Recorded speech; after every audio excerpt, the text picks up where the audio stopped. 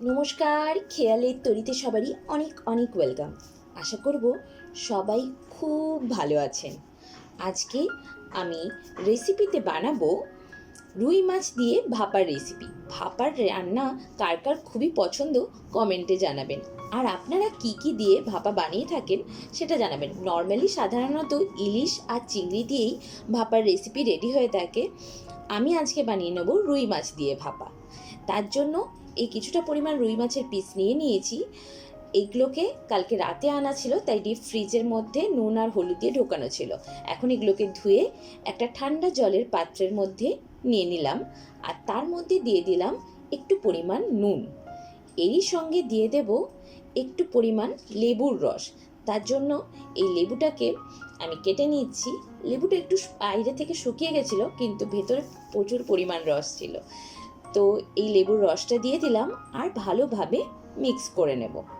এটাকে মোটামুটি আধ ঘন্টার মতন রেস্টে রেখে দেব।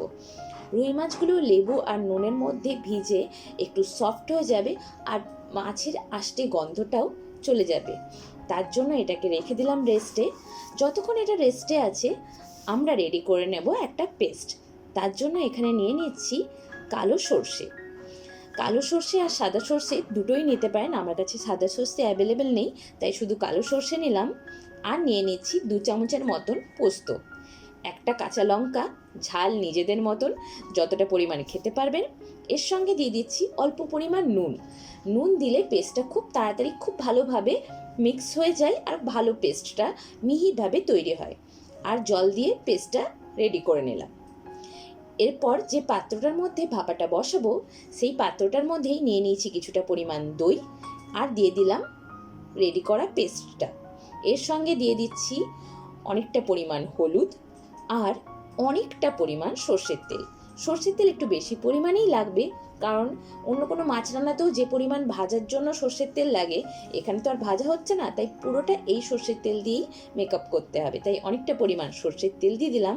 এরপর এটাকে ভালোভাবে মিক্স করে নেব। দইটা যদি আগে ফাটিয়ে নেওয়া হয় তাহলে কোনো পরিমাণ লাম্পস থাকে না। যেহেতু আমি দইটাকে ফাটিয়ে নিইনি, তাই এখানে খুব ভালোভাবে নাড়াচাড়া করে একদম কোনো লাম্পস না থাকে যেন, সেইভাবে গ্রেভিটা রেডি করে নেব। খুব ভালোভাবে মিক্স করে নিচ্ছি পুরোটার মধ্যে।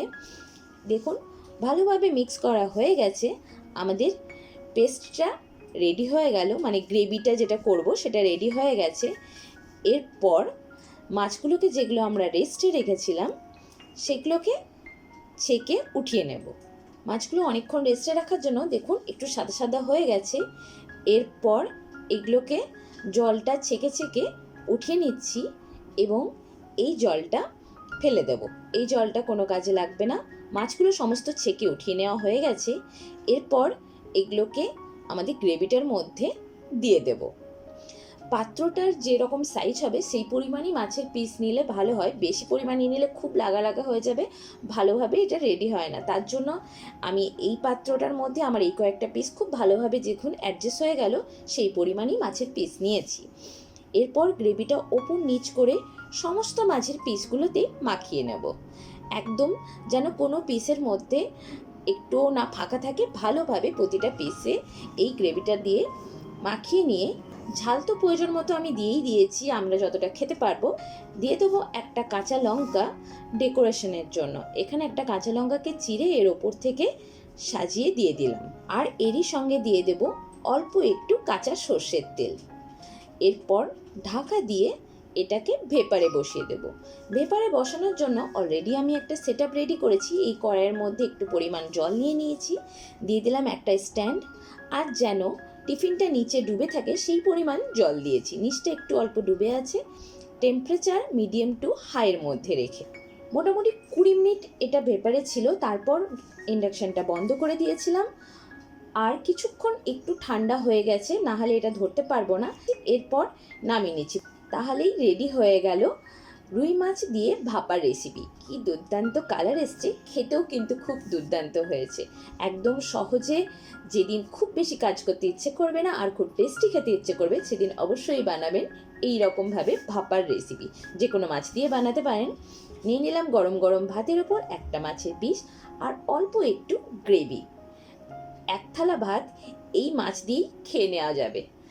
আশা করব আপনাদের আমার এই ভিডিওটি ভালো লাগলে লাইক করুন, বন্ধুদের সাথে শেয়ার করুন, আর অবশ্যই আমার চ্যানেলটি সাবস্ক্রাইব করে দেবেন। আবার দেখা হবে নেক্সট ভিডিওতে। Till then, by.